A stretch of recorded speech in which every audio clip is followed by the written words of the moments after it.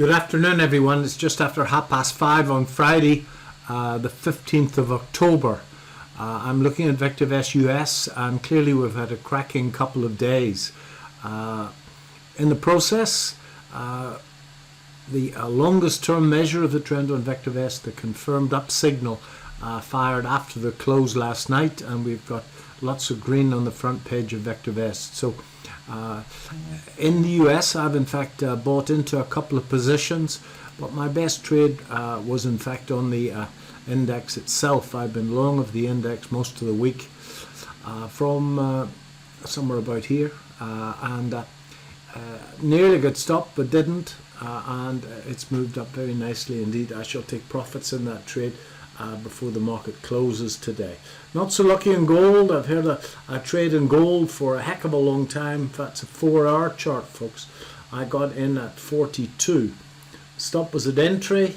Took a little bit on half, and then it motored up yesterday afternoon, but old sleepyhead here didn't get a stop up in time, so I gave a big part of that back. So again, I haven't banked anything there, but I've given quite a bit back. What can you do? They all end badly, that's for sure. So I spend a little bit of time on the UK market now. Well, the UK market a little bit slower to turn than the US, but we have been the trend's been up, and then we had a down day, not uncommon at a bottom, and then the last couple of days have been up on the short-term trend. We've got some green lights on the colour guard, and VectorBase advocates buying safe undervalued stocks that are rising in price. Nevertheless, that confirmed down is still in place, and one of the rules of the position trading plan that I follow, called worry-free investing, is that we need a confirmed up before we get into position. So I haven't bought a great deal. If we go to the viewers, I bought into Sylvania Platinum yesterday, and it went up a little bit. I bought in pretty much where I got out a couple of weeks ago, but clearly that saved the angst in between.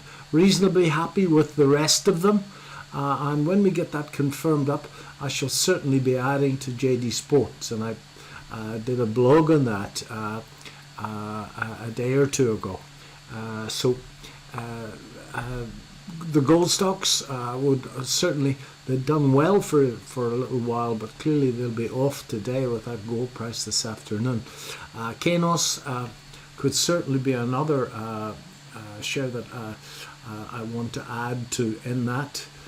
I've also done a watch list. That's the wrong one.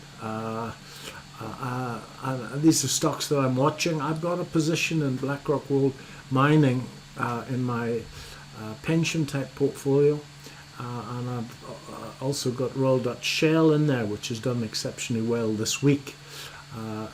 But Sylvania is in here as well, because I put it in here before I bought it the other day. So Lion Trust I'm certainly looking at when it goes back to a buy, and that confirmed call comes. Looking at Polar Capital, I had that one in my core finance video this morning. Volax looks very good. Watches of Switzerland looks very good, and then Rolls-Royce and BAE are a part of that theme that I spoke about, where I feel there's going to be a move towards armaments over the next 5 or 6 years in the world. We'll see if that plays out. Jubilee had a big day today, and certainly that looks as if it wants to move very strongly indeed, based on the copper and the platinum price.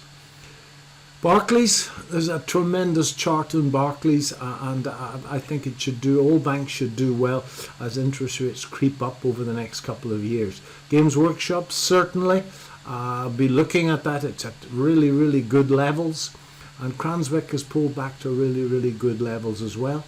And of course British Airways, IAG, when we start to travel again, especially when that North American route comes out. Now, I've done a detailed video for the VectorVest subscribers, which they should get tomorrow morning on all of those.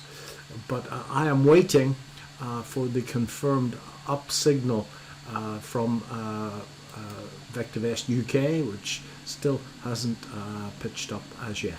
Okay, in the US, we go back to the US. This is the S&P 500, and that's a daily chart.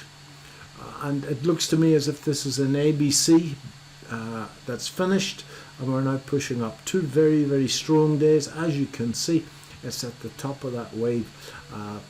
A close above that high would be a very powerful confirmation that we've got a nice move on the upside as yet.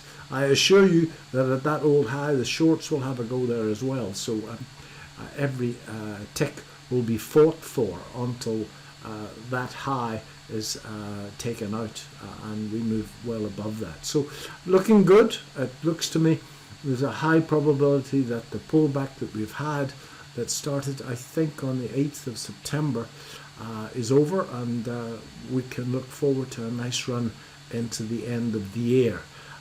As you know, I can be overly optimistic at times, but that's how I'm going to plan it. So in the UK, waiting on that confirmed call to buy into some high relative safety, worry-free stocks, and I would hope, if everything goes well, once I get that confirmed up, to be fully invested again by the middle of next week, towards the end of next week, or a run up into Christmas. Thanks very much indeed. I'll see all the Vector S people 1:30 Monday afternoon.